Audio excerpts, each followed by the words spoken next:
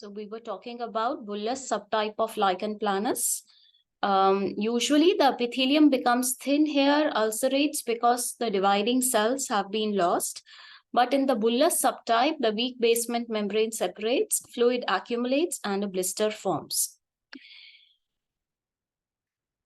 And then one of the four important ones, fourth one is erythema multiforme and Stevenson-Johnson syndrome.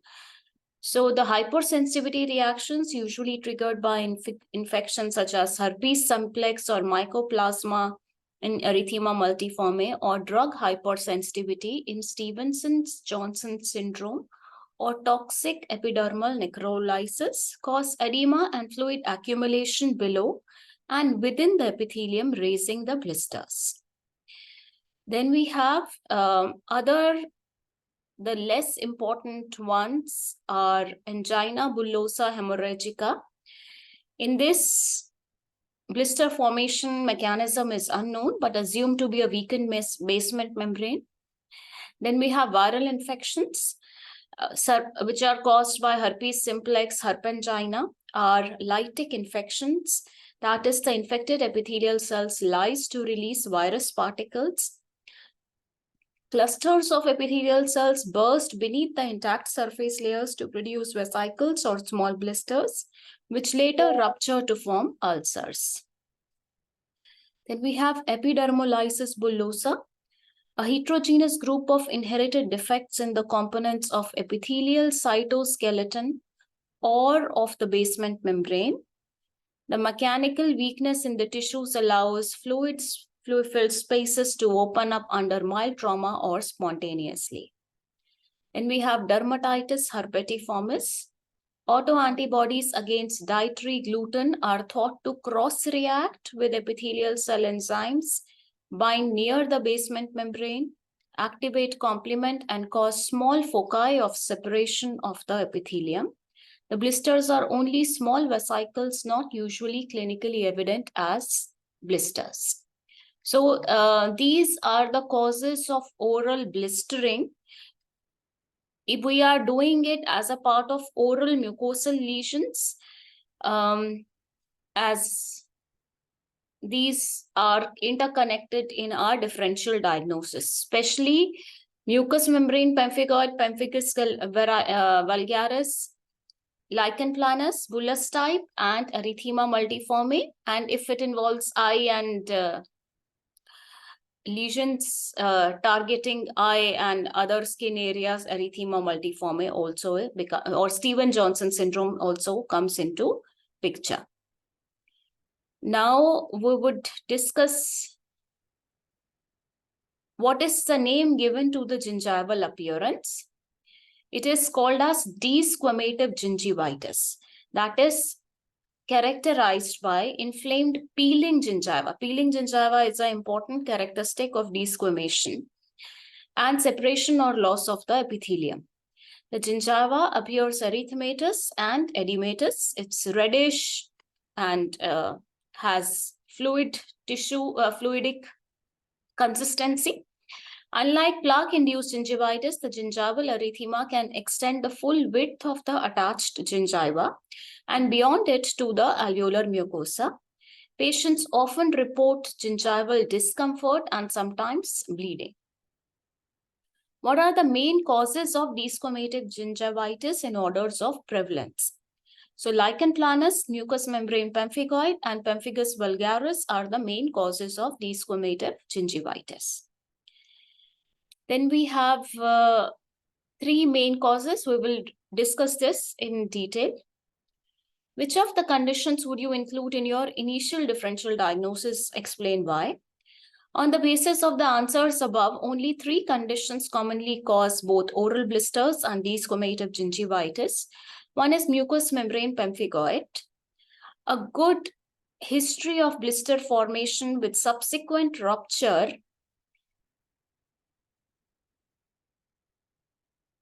makes either pemphigoid or pemphigus the most likely diagnosis. In mucous membrane pemphigoid, 90% of the patients with oral lesions have desquamative gingivitis with or without additional involvement of buccal mucosa and palate. The lips and tongue are not frequently affected. Mucous membrane pemphigoid is slightly more common in women than in men and often presents after 55 years of age. So this is the, you must remember, buccal mucosa, palate, the sides, lips and tongue not frequently affected. Mucous membrane pemphigoid slightly more common in women and after 55 years of age. All these features fit the current present situation. The nasal crusting and bleeding may signify nasal involvement because nasal, esophageal, laryngeal, and genital mucosa and the eyes may be affected in mucous membrane pemphigoid. Then we have something pemphigus vulgaris, which is similar to, the names are also quite similar, right? Mucous membrane pemphigoid and pemphigus vulgaris.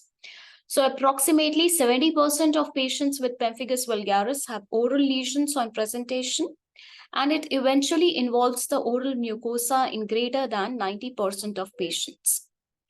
The oral lesions are usually more extensive than in the current patient, with ragged irregular areas of ulceration derived from ruptured vesicles and blisters in all parts of the mouth. Compared with mucous membrane pemphigoid, pemphigus vulgaris is less likely to present with gingival lesions alone.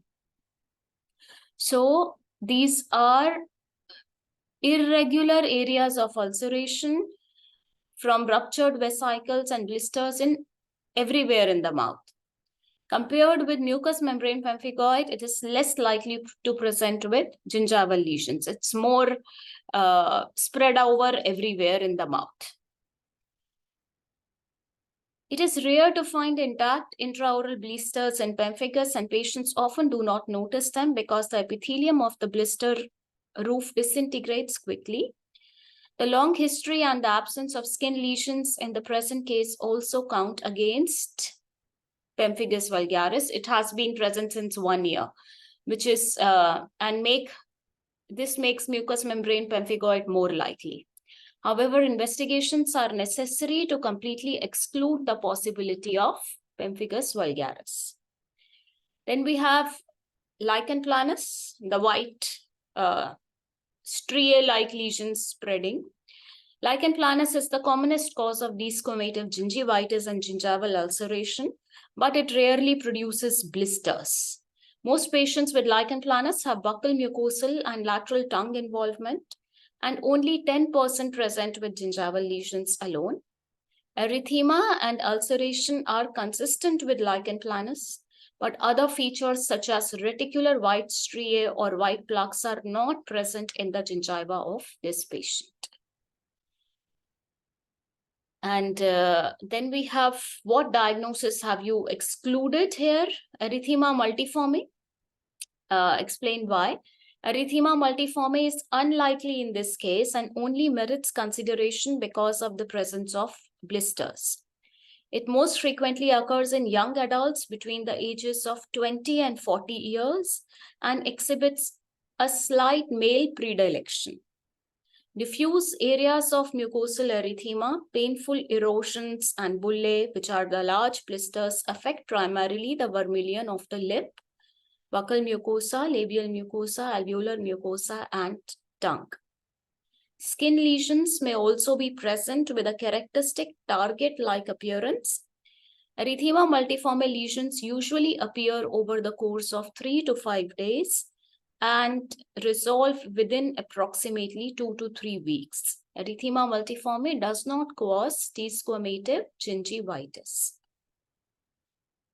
So this is the lesions which we wanted to discuss. The rest only names if you know more than enough, which are angina, bullosa hemorrhagica, drug reactions, rare vesiculobullous conditions. They would not go much into the rarities. So what investigations would be needed to confirm the diagnosis and proceed?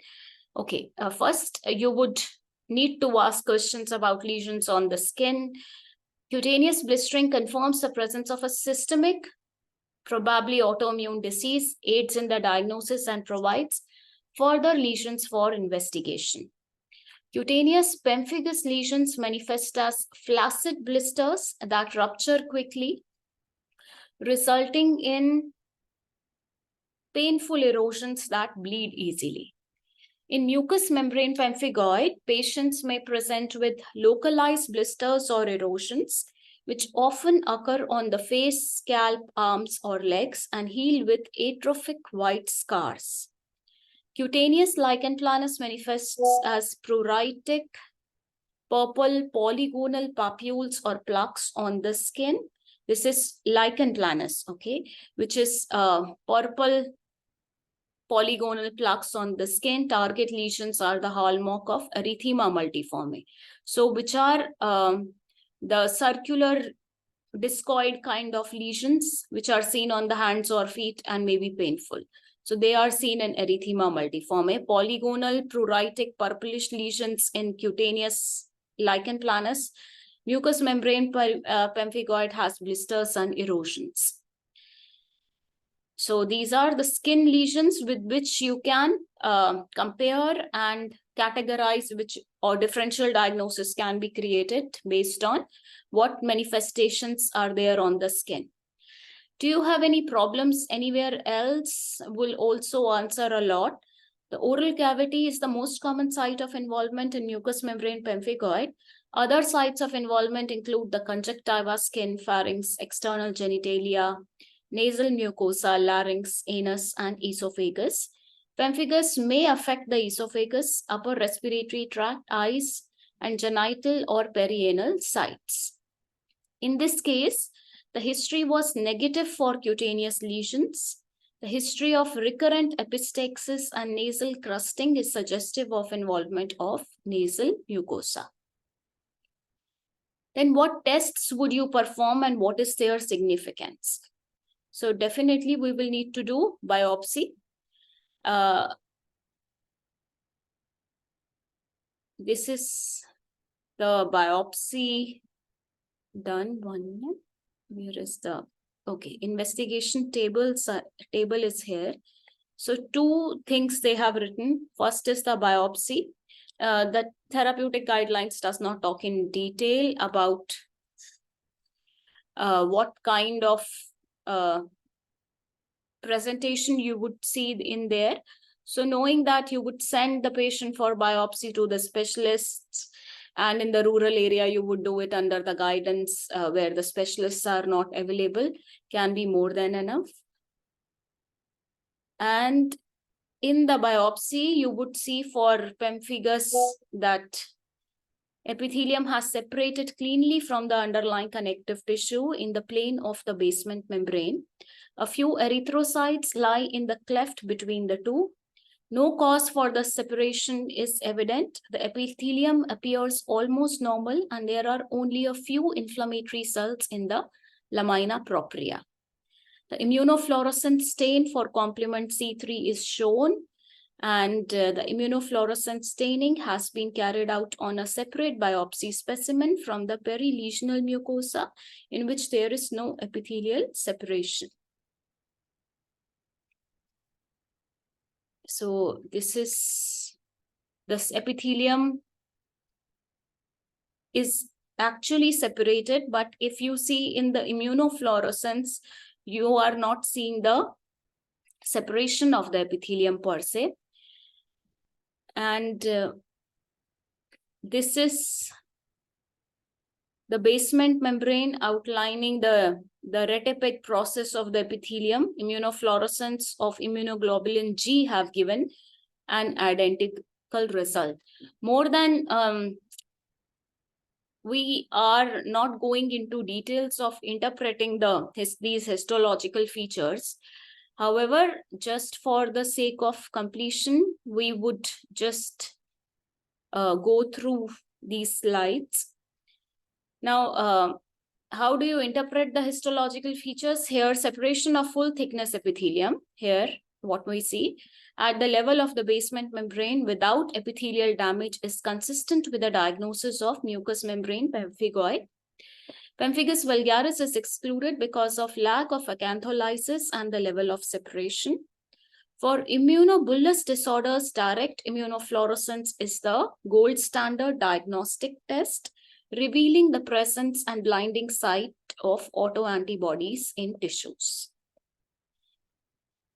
Diagnosis, the patient has pemphigoid, of which there are several types. There is no skin involvement, excluding bullous pemphigoid. And so the final diagnosis is mucous membrane pemphigoid.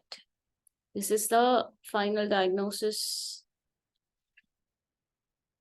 No skin involvement and excluding the bullous pemphigoid. How should you treat this patient's condition?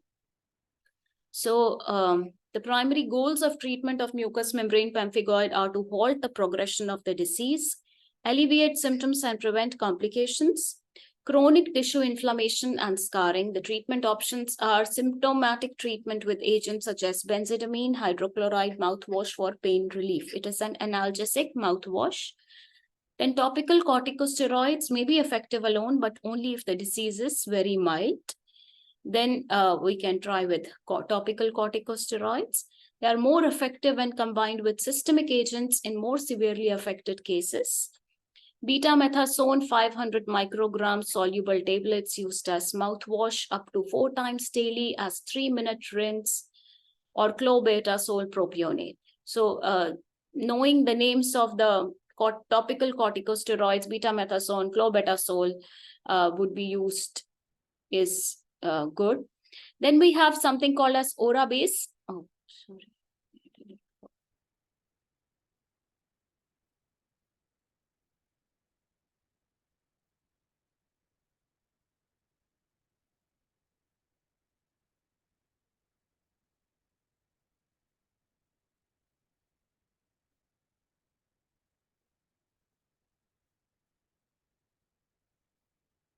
So clobetasol propionate, which is a topical corticosteroid mixed with benzocaine, an anesthetic. This can be applied directly to the affected areas and frequently used in secondary care. Then we have some immunosuppressants such as topical tacrolimus. This word, topical tacrolimus immunosuppressants can be affected in some patients.